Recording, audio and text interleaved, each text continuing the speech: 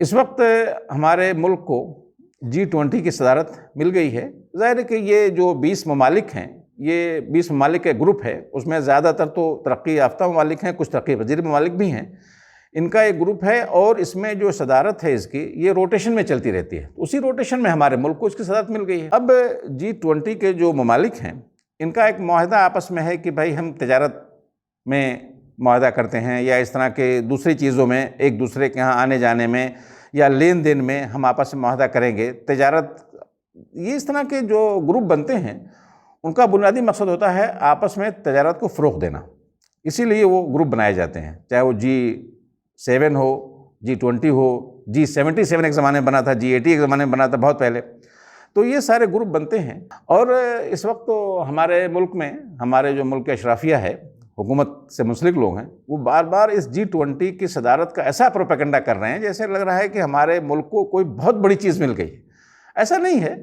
G20 کا ایک group ہے جو 20 جو ترقی یافتہ اور ترقی پذیر ممالک ہیں، اس وقت جو تیزی سے ابھرتے ہوئے ممالک ہیں، ان کا ایک گروپ ہے۔ اسی طرح سے اس سے پہلے G7 بھی رہا ہے، OECD کا گروپ رہا ہے، G80 ایک زمانے میں تھا، 80s میں G77 تھا، بہت مشہور تھا، اس میں جو ترقی پذیر ممالک تھے ان کا ایک گروپ تھا۔ Organisation of economic cooperation development, یہ گروپ ہوا کرتا ہے۔ تو G20 اسی طرح کا ایک گروپ ہے، یہ کوئی خاص چیز نہیں ہے۔ دوسری چیز یہ ہے کہ جو ملک کو صدارت ملی ہے ہمارے، یہ بھی کوئی بہت بڑی چیز اس لیے نہیں ہے کہ یہ صدارت جو ہے وہ ایک روٹیشن میں چلتی رہتی ہے، 2 سال کے لیے یہ صدارت ہوتی ہے، اور جتنے بھی ملک ہیں 20 ممالک، ان کے درمیان یہ گھومتی رہتی ہے۔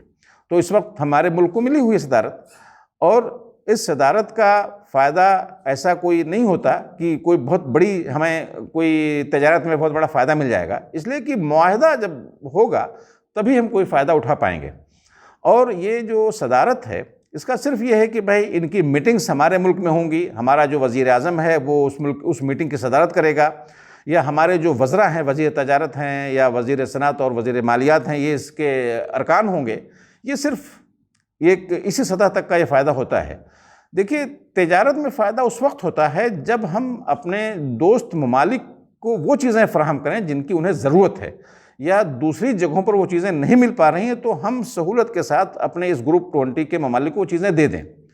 لیکن جب ہمارے پاس تجارت کرنے کے لیے وہ چیزیں نہیں ہوتی ہیں، جیسے مشینری ہے یا ایسے ایکوپمنٹس ہیں جو دیگر ممالک میں مہنگے بنتے ہیں، ہمارے یہاں سستے بنتے ہیں، تو اس طرح کی چیزیں اگر ہوں گی تو پھر ہم فائدہ اٹھا پائیں گے۔ لیکن اگر ہندوستان کے پاس اس کی جو اس کا جو انڈسٹریل بیس ہے، یا اس طرح کی جو چیزیں ہیں، ہم اگر وہ چیزیں سستی قیمتوں پر نہیں تیار کر پا رہے ہیں، یا سستے داموں پر ہمیں گروپ ممالک کو نہیں دے پا رہے ہیں، تو بہت زیادہ ہمیں فائدہ اس سے نہیں ملنے والا ہے۔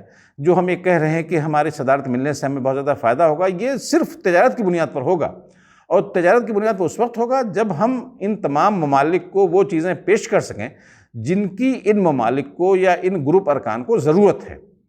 اس میں ہم بہت زیادہ آگے نہیں ہیں۔ ہم زیادہ تر چیزیں جو انٹرنیشنل مارکیٹ میں پیش کرتے ہیں، وہ کچھ کیپٹل گڈس ہوتے ہیں، مشینری پروڈکٹس ہوتے ہیں، اور زیادہ تر ایگریکلچرل پروڈکٹس ہوتے ہیں۔ ظاہر ہے کہ ان سب پروڈکٹس کی جو انٹرنیشنل مارکیٹ ہوتی ہے وہ بڑی ان الاسٹک ہوتی ہے، اس میں بہت زیادہ لوچ نہیں ہوتا۔ ایسا نہیں ہوتا کہ عوام کی آمدنی بڑھنے پر ان کی مانگ بڑھ جائے۔ ہمیشہ عوام کی آمدنی بڑھنے پر جو لگزوریس آئٹمس ہوتے ہیں ان کی ڈیمانڈ بڑھتی ہے، جو لگژریز ہوتی ہیں، اور ہمارا ملک بدقسمتی سے ان آئٹمس کا ایکسپورٹ کرنے میں ابھی بہت زیادہ کامیاب نہیں ہے جو لگزوریس کیٹیگریز میں آتی ہیں، یا جن کی عوام کی آمدنی بڑھنے پر ڈیمانڈ بڑھ جاتی ہے۔ تو G20 کے ساتھ بھی وہی مسئلہ ہے کہ ہم اپنے جو ارکان ممالک ہیں، جو رکن ممالک ہیں، ان کو کیا چیزیں دے پا رہے ہیں، وہ زیادہ اہم ہے۔ اگر ہم وہ چیزیں دے رہے ہیں جن کی انہیں ضرورت ہے تو شاید ہم کچھ اس پوزیشن میں آ جائیں کہ فائدہ اٹھا لیں، ورنہ صرف میٹنگ کرنے سے کہ بھائی ساری میٹنگیں ہندوستان میں ہوں گی اور 2 سال تک ہم اس کے سربراہ رہیں گے، کوئی بہت زیادہ ملکی پیمانے پر فائدہ اس کا ملنے والا نہیں ہے، جہاں تک میرا اپنا اسسمنٹ ہے۔